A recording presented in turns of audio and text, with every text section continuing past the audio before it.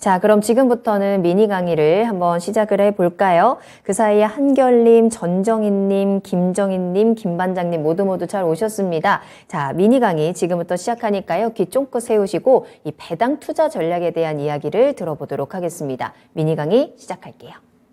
네, 오늘 미니 강의 주제는 이제 올해 주식시장이 얼마 남지 않았어요. 이제 한 해를 정리해야 되는 시점인데 다음 주에 가게 되면 이제 월요일 지나면 이제 화요일 날 이제 배당부 주가니까 지금 이제 고민되시는 분들 특히 이제 배당을 어떻게 해야 될지 그런 또 고민들이 있을 것 같아서 오늘 좀 주제를 배당 투자 관련 전략으로 가지고 좀 나왔는데요. 일단은 올해 주식시장 폐장일이 작년보다 하루 빠릅니다. 작년도는 30일 날 폐장했는데 올해는 29일 날 폐장을 해요. 그래서 배당락은 언제 되느냐? 하루 전날 28일 날 배당락이 돼요. 28일 날 수요일이죠. 그러면 배당을 받기 위해서는 배당부 주가인 27일까지 주식을 사야 되겠죠. 27일까지 주식을 사야지 배당 받을 자격이 되는 거고, 그다음에서 배당 받지 못한 사람들은 이제 28일 날 배당락이 된다고 봐야 될 것 같은데, 올해 4분기 이제 배당 수익, 4분기라고 한 이유 자체가 우리나라가 최근 들어서 분기 배당을 많이 합니다. 분기 배당을 많이 하기 때문에 대부분 기업들이 이제 12월 결산이기 때문에 이제 결산 배당을 하지만 분기 배당도 있기 때문에 4분기 배당 수익률을 감안하면 올해 이제 추정될 배당 수익률이 1.71%에서 2.15 정도 예상을 해요. 연간으로 따지면 이제 분기 배당까지 감안하면 우리나라 배당 수익률이 2.1에서 2.5 정도. 배당 수익률이 많이 올라왔습니다. 우리나라 수익률이. 옛날에 불과 4, 5년 전까지 한다 하더라도 우리나라 배당 수익률 1.5% 정도밖에 안 됐거든요.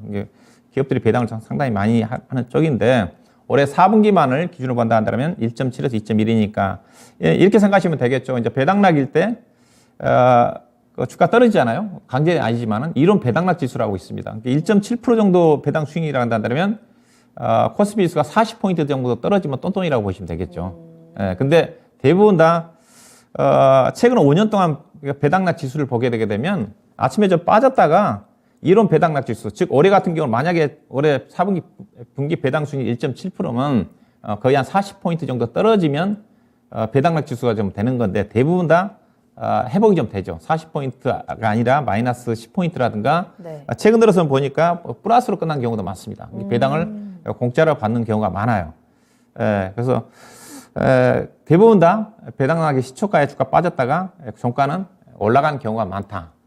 배당을 거의 지수로 봐서는 거의 공짜로 받을 가능성이 많았다. 최근 5년 동안. 그랬던 지표가 있다고 좀 봐야 될 것 같고요.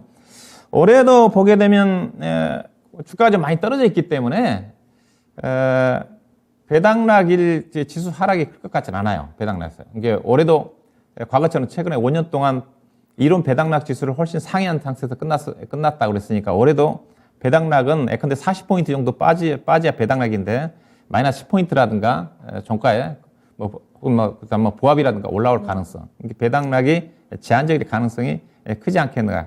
그렇게 본다 한다면 올해 배당을 받고 주식을 가지고 넘어가는 전략이 일단은 유리하다. 일단 그렇게 좀 볼 수가 있는데 다만 제가 이제 오늘 가지고 나온 이유 자체는 일반적으로 고배당주라고 알려진 종목이 있습니다. 고배당주 같은 경우는 이른바 배당락 함정에 빠질 가능성이 있다. 이따 제가 표를 좀 보여드릴 건데 그래서 그 부분만 유의하시면 좀 되지 않겠는가. 그래서 배당 투자보다는 일단은 시세 차익을 염두에 두고 하는 투자가 유리합니다. 유리합니다. 그리고 굳이 말씀드리면 굳이 고배당주까지 투자하지 마시고 적당하게 이 종목이 고배당주 모르는 경우 2% 3%짜리 그런 종목이 훨씬 유리해요. 자, 표를 보시게 되면 제가 작년도에 올해 먼저 이제 올해 고배당 종목들 좀 보시게 되게 되면 배당 수익 꽤 높죠. 대신주권 우선주 같은 경우 거의 8.8%. 그게 배당금은 현금 배당 확정된 건 아닙니다. 내년도 주총에서 상정되기 때문에 대체적으로 기업들의 실적이 작년과 올해 실적이 크게 변동이 없으면 기업들의 배당 성향 자체는 크게 변하지 않기 때문에 거의 비슷하게 배당을 줘요. 효성 같은 경우 작년도 6,250원 했는데 올해는 근데 효성이 작년보다 실적이 안 좋았기 때문에 배당 많이 떨어질 겁니다. 효성 같은 경우 실적 변동치가 워낙 크니까 작년도에 4천억 이익 나다가 올해는 800억대거든요. 이런 것들은 줄어들 수가 있어요. 그다음에 세아베스트 고배당주로 알려져 있죠. LS 인터내셔널은 작년도도 고배당이었는데 올해도 많이 배당을 할 것 같아요. 대부분 이들 종목들이 고배당 종목인데 대체적으로 여기에 나와 있는 종목 가지고 배당 투자를 해서는 안 된다. 안 된다. 예, 제가 말씀드리는 것을 일단 좀 보시고, 자 보시면 작년도 배당락 때 고배당주들이 어떻게 주가가 움직였는가를 보면 알 수가 있습니다. 보시게 되게 되면 그런데 KT도 다 고배당주를 알고 있지 않습니까? 그렇죠? 배당락 되기 전에 32,850원인데 배당락 때 작년도에 배당락 때 1,850원이 떨어졌어요. 근데 배당금은 1,910원 줬어요. 그럼 어때요? 배당 받을 필요가 없는 거죠. 지금 배당 받지 말고 오히려 다음날 사는 게 낫다는 겁니다. 세금 떼고 나면 세금도 20% 넘게 있기 때문에. 네. 그리고 떨어지더라도 바로 연초에 회복되면 괜찮은데 KT 같은 경우는 3월 달에 올해 3월 달 가야지 이게 32,850원이 회복이 되면 됐다는 거예요. 그런데 SK텔레콤도 마찬가지입니다. 작년도 배당부 주가가 61,300원인데 배당금은 2,660원 줬는데 배당락은 3,000원 떨어졌다는 거예요. 이거 배당 받을 필요 없는 거죠. 네. 그리고 주가가 현재까지 61,300원이 안 올라와 있어요. 차트를 보시게 되게 되면. 이거 문제죠. 이제. 이런 거 해서는 안 된다는 거죠. 답답하네요. 포스코 같은 거는 괜찮아요. 포스코 같은 경우는 2020년도도 바로 회복이 좀 됐고 작년도 바로 회복이 됐더라고요. 이거 같은 경우는 배당금 5,000원 줬는데 4,500원 떨어졌지만은 1월 4일 날 회복됐으니까 3, 4일 만에 올라왔잖아요. 3, 4일. 이런 것들은 괜찮아요. KTNG도 해서는 안 됩니다. KTNG도 배당금은 4,800원 줬는데 배당락이 4,200원 됐어요. 그리고 5월 달에 가니까 83,900원이 올라갔다는 거죠.